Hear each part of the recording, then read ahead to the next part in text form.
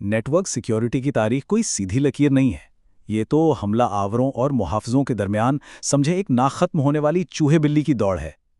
तो आइए ज़रा इस मैदान जंग में उतरते हैं और देखते हैं कि यह हथियारों की दौड़ आखिर शुरू कैसे हुई और आज कहाँ खड़ी है। देखिए, सब कुछ इसी एक सवाल से शुरू होता है। इससे पहले कि कोई वायरस हमारे कंप्यूटर तक पहुंचे या कोई हैकर हमारे सर्वर में दाखिल हो, दिफा की वो पहली दीवार कौन सी है जो उसे रोकती है? यही वो बुनियादी मसला था जिसे हल करने के लिए फायरवॉल्स को बनाया गया था। इंटरनेट के बिल्कुल इब्तिदाई दिनों में फ़लसफ़ा बहुत सादा था, बस राब्ता कायम करना है। राउटर्स का काम सिर्फ ट्रैफिक को एक जगह से दूसरी जगह पहुंचाना था। वो एक ऐसे खुले दरवाजे की तरह थे जहां से कोई भी अंदर आ सकता था, चाहे उसकी नीयत अच्छी हो या बुरी। और यहीं पर सारा खेल बदल गया। इन दोनों की बुनियादी सोच में ज़मीन आसमान का फ़र्क है। राउटर का डिफ़ॉल्ट जवाब है हाँ, हर चीज़ को आने दो, लेकिन फायरवॉल का नुक्ता आगाज़ है नहीं, ये सिर्फ उस ट्रैफिक को गुजरने देता है जिसकी उसे ख़ास तौर पर इजाज़त दी गई हो। ये नेटवर्क सिक्योरिटी की दुनिया में एक इनकलाबी तब्दीली थी। तो इस खुले दरवाजे को महफूज बनाने की पहली कोशिश क्या थी?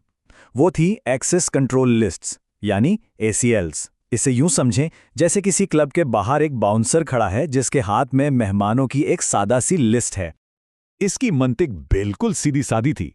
जब भी कोई डेटा पैकेट आता, राउटर अपनी लिस्ट देखता। अगर आने वाले का IP एड्रेस मंजूर शुदा लिस्ट में होता तो ठीक है, अंदर आ जाओ, अगर नहीं तो दरवाज़ा बंद। बहुत सादा है ना? लेकिन इसमें एक बहुत बहुत बड़ी खामी थी। और यहीं पर वो पहली दीवान गिर गई। हमलावरों ने फौरन ये जान लिया कि वो अपना सोर्स IP एड्रेस जाली बना सकते हैं। इसे कहते हैं IP स्पूफिंग। वो भेस बदल कर ऐसा दिखा सकते थे जैसे वो किसी काबिल भरोसा दोस्त की तरफ से आले हों, और ACL बेखबरी में उन्हें खुशामदीद कह देता। अच्छा, तो इस धोखाधड़ी का मुकाबला करने के लिए दिफा का अगला मरहला सामने आया, स्टेटफुल फायरवॉल। ये सिर्फ लिस्ट चेक करने वाला बाउंसर नहीं था, बल्कि एक होशियार दरबान था जिसे ये भी याद रहता था कि कौन सी गुफ्तगू पहले से जारी है। सिक्योरिटी के इस नए दौर का आगाज़ 90 की दहाई में सिस्को पिक्स जैसी डिवाइसेस से हुआ, और 2005 तक ASA जैसे आलात ने तो एक ही बॉक्स में कई सिक्योरिटी फीचर्स को इकट्ठा कर दिया, और यही इस दौर का मेयार बन गए। तो ये स्टेटफुल का असल मतलब क्या है? इसका मतलब है कि फायरवॉल न सिर्फ ये देखता है कि पैकेट कहाँ से आया है, बल्कि वो ये भी याद रखता है कि क्या ये एक जारी और जायज़ गुफ्तगू का हिस्सा है। ये बिल्कुल उसी बाउंसर की तरह है जो न सिर्फ आपका शनाख्ती कार्ड देखता है, बल्कि उसे ये भी याद है कि आप पहले ही पार्टी में मौजूद हैं।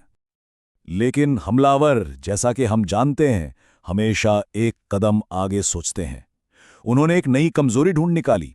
स्टेटफुल फायरवॉल लिफाफे को तो बहुत गौर से देख रहा था, यानी भेजने वाले और वसूल करने वाले का पता, लेकिन उसने कभी भी खत खोलकर नहीं पढ़ा कि अंदर आखिर लिखा क्या है।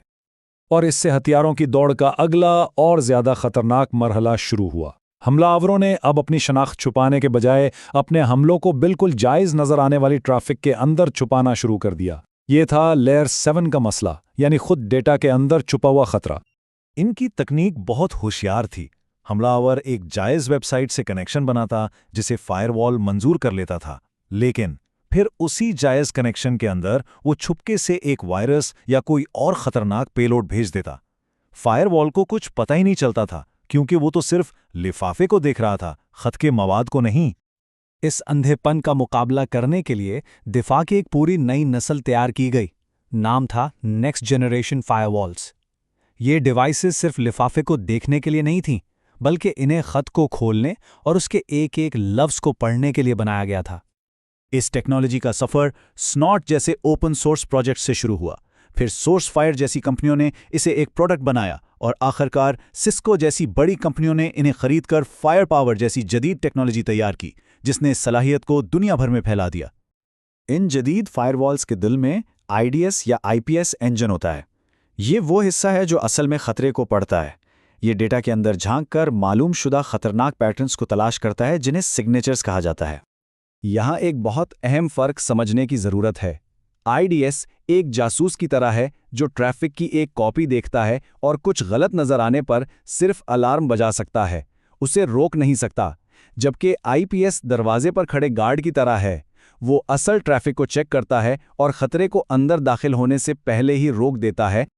तो सवाल ये है कि ये सब अमली तौर पर कैसे काम करता है? एक आईएएस को आखिर पता कैसे चलता है कि कोई फाइल खतरनाक है? इसका जवाब एक बहुत बड़ी डिजिटल लाइब्रेरी में छुपा है। इसे मुजरिमों के फिंगरप्रिंट्स के डेटाबेस की तरह सोचें। हर मालूम वायरस का एक मुनफरिद डिजिटल फिंगरप्रिंट या सिग्नेचर होता है। जब भी कोई फाइल फायरवॉल से गुजरती है, वो उसका फिंगरप्रिंट लेता है और इसे लाखों मालूम शुदा बुरे फिंगरप्रिंट्स की अपनी लाइब्रेरी से मिलाता है। अगर कोई मैच मिल जाए तो खतरे की घंटी बज जाती है। लेकिन यहाँ एक बहुत बड़ा मसला है। यह सिस्टम सिर्फ इतना ही अच्छा है जितनी इसकी लाइब्रेरी। एक बेहतरीन मिसाल दी गई है। एक मैलवेयर फाइल को वायरस टोटल पर अपलोड किया गया और जरा सोचिए, 74 में से सिर्फ 19 सिक्योरिटी कंपनियों ने इसे खतरनाक के तौर पर पहचाना। इसका मतलब है कि बाकी 55 कंपनियों के लिए वो खतरा पोशीदा था। अगर आपके पास सिग्नेचर नहीं तो आप अंधे हैं। और यही इस मॉडल की सबसे बड़ी कमजोरी है। ये मुकम्मल तौर पर रद्द अमल पर मबनी है, यानी आप सिर्फ उन हमलों को रोक सकते हैं जिन्हें आप पहले से जानते हैं। यह हमेशा माजी की जंग लड़ रहा होता है, मुस्तकबिल की नहीं। और ये हमें आज की हकीकत पर लाता है। हमारी दीवारें पहले से कहीं ज्यादा ऊंची और होशियार हैं, लेकिन हमला आवर हमेशा नई सुरंगें खोदने या उन पर चढ़ने के नए तरीके ईजाद कर रहे हैं। ये जंग कभी खत्म नहीं होती। ये आज का सबसे बड़ा सवाल है। अगर हमारे पास ऐसे फायरवॉल्स हैं जो हर लिफाफे को चेक कर सकते हैं और हर खत को पढ़ सकते हैं, तो फिर भी हमलावर कैसे कामयाब हो जाते हैं? वो एक ऐसा हथियार इस्तेमाल करते हैं जिसे किसी ने पहले कभी नहीं देखा होता। इसे कहते हैं जीरो डे अटैक। ये एक ऐसी कमजोरी का फायदा उठाता है जिसके बारे में दुनिया को अभी इल्म ही नहीं होता। चूंकि ये बिल्कुल नया होता है, इसलिए किसी भी सिग्नेचर डेटाबेस में इसका कोई रिकॉर्ड नहीं होता। ये सिक्योरिटी की दुनिया का सबसे बड़ा चैलेंज है और इस बात की याद दहानी है कि ये हथियारों की दौड़ कभी खत्म नहीं होगी, जो मुहाफिजों को हमेशा दिफा की अगली नस्ल तैयार करने पर मजबूर करती रहेगी।